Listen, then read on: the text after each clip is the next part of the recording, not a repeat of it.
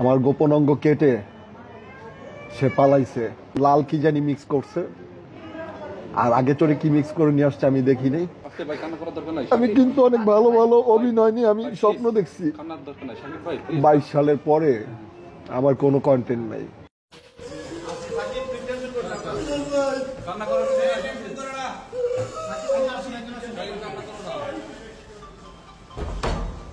কালকেও 2-3টা চট থাপুর মারছে, এই যে ঘাড়ের এখানে দাগ আছে। তারপর আমি ঘুমায় দিছি। আর জান তোমার জন্য একটা নিয়ে আসছি। আমি কি নিয়ে আসছি এত সুন্দর করে কথা বলে?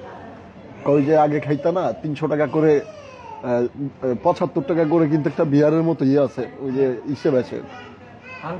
হ্যাঁ হ্যাঁ হ্যাঁ, দোকানে বেচে। ওইটার সাথে আর লাল কি জানি মিক্স করছে, আর আগে চোরে কি মিক্স করে নিয়ে আসছে আমি দেখি নাই। আমি প্রচুর ঘুম পাইছি আমার।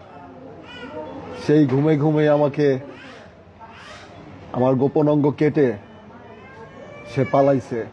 আচ্ছা, এই ঘটনাটা কটার দিকে ঘটছে? এটা সকাল ভোর 4টার দিকে। 4টায়? আচ্ছা, মানে আমি পাশের ঘরের যে আছে, আমি ওনাকে বলি ভাই ধরেন, কয় ওই দিক যাও।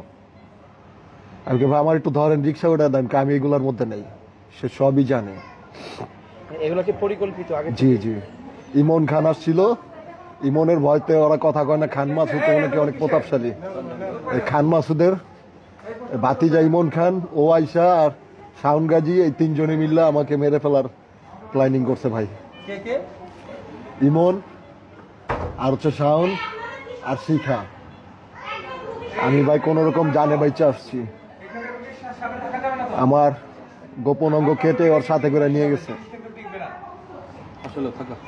আচ্ছা, যাই হোক, এখন আপনি কি বিচার চান? আমার জন্য সবাই দোয়া করবেন। আমি 2022 সালের আগে অনেক ভালো ছিলাম। আমি কিন্তু অনেক ভালো ভালো অভিনয় নিয়ে আমি স্বপ্ন দেখছি। 22 সালের পরে আমার কোনো কন্টেন্ট নাই, কোনো নাটক নাই। শুধু কি জানেন, মানুষের নিন্দা অবহেলা আর হচ্ছে